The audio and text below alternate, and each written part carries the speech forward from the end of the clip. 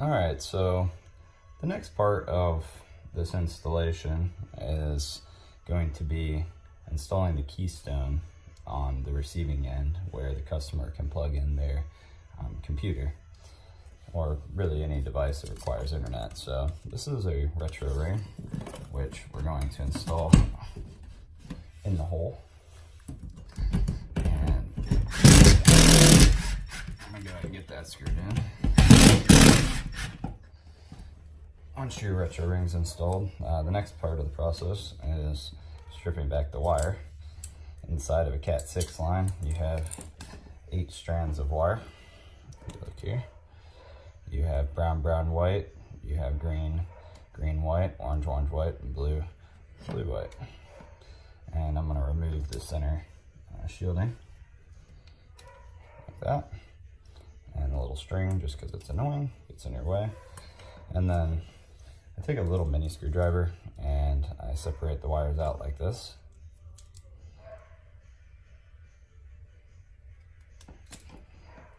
So that we can insert it into our keystone. Just like that.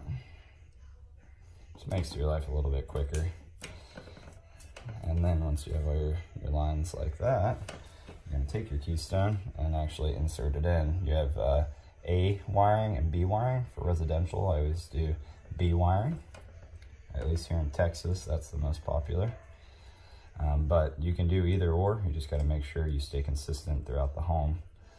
So I'm going to just lightly press all of my wires into the terminals to start with.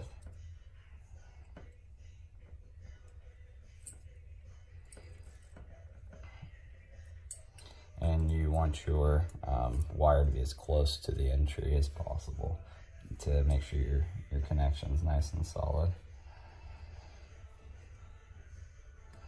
So all I'm doing is just pressing the wire into the little slots that line up with the colors on the side.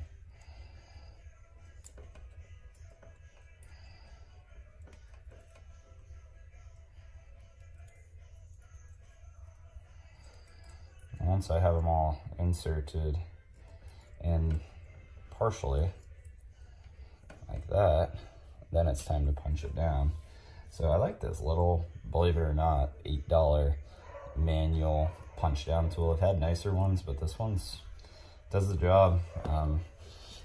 And I actually like to be able to feel the pressure of the wire on my hand to make sure that it's fully in there. I found that some of the other ones that have like the spring in there end up not pressing down all of the way.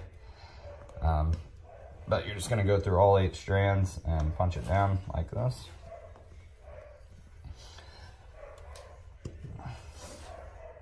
And you want to be careful as you're punching it down that you don't damage the line on any of the sides except for the side that you're cutting off. Some of them will be kind of loose like that. And you have to go back and just kind of hit it one more time.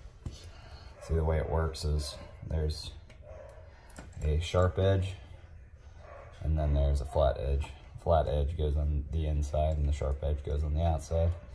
But then you just want to kind of check your contacts and make sure all of the sides are in there really solid. And now's the time to, if you think that maybe it's not 100% in there on one of them, that you just get it fully in there, because you don't want to have to come back and do the work again after you go to test the line.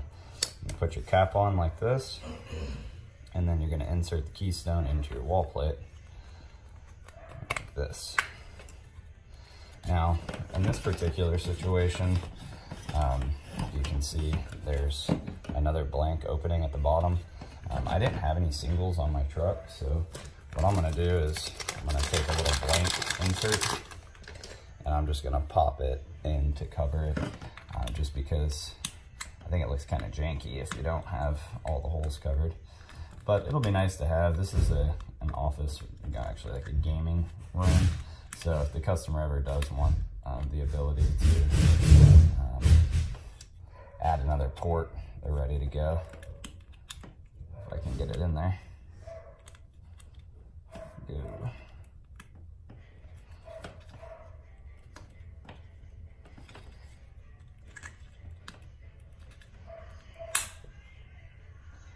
Maybe, maybe not.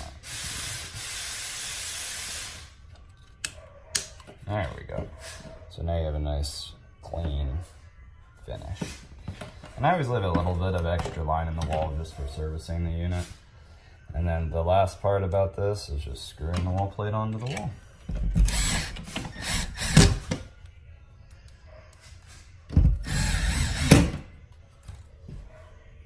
You want to make sure it's level. The other outlets on the wall. And that's your final product.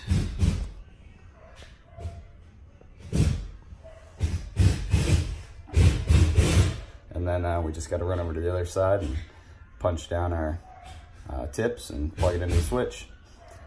Thanks for watching, guys. This is Zach with Dreamedia Home Theater. Make sure to subscribe down below.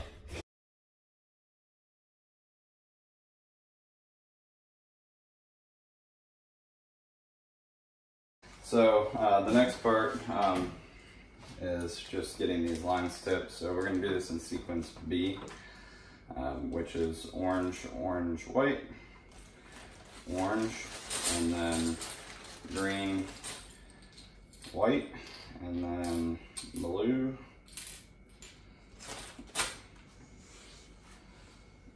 green, blue, blue, white, green, and then brown, white, brown.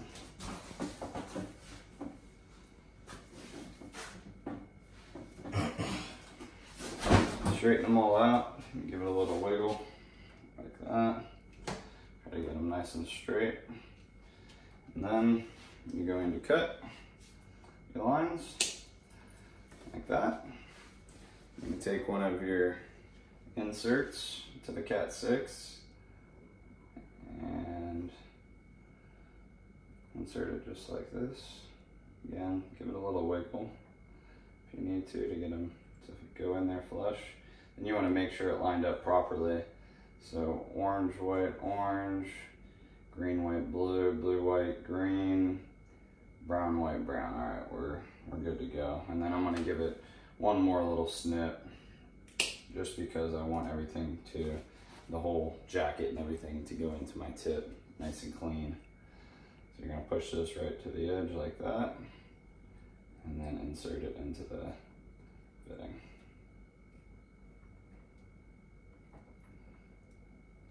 Make sure it's fully in all the way, where your jacket can be crimped down. Make sure all of your lines are fully in, like that. And then you're going to take your crimp tool and compress it, just like that.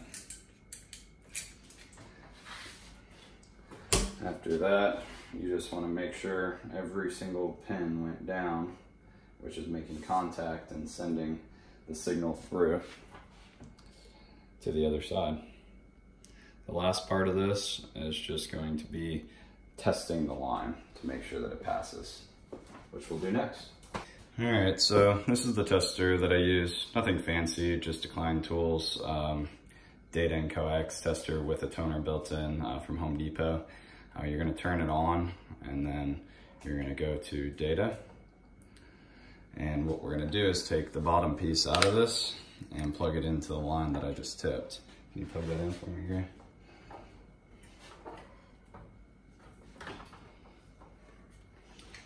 And then what that's doing is basically just relaying the signal back to this. So what I'm gonna do is plug this side with a little jumper into the receiving end where the keystone is, and I'm gonna hit test. All right, so we're back in our room, and I'm gonna plug this jumper in like that, and then I'm gonna hit on and test. And if I did my job properly, which I did, the signal passes, which means that every single strand is in there completely compressed down with no errors. This is what you're looking for. And then now we can make our connections to the computer and the router, and we'll run a speed test to make sure they're passing the fastest speed possible based on their internet provider speed.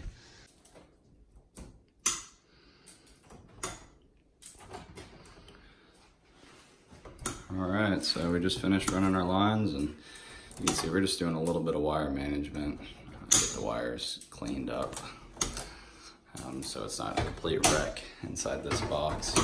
But we got our gigabit switch wired right into the router.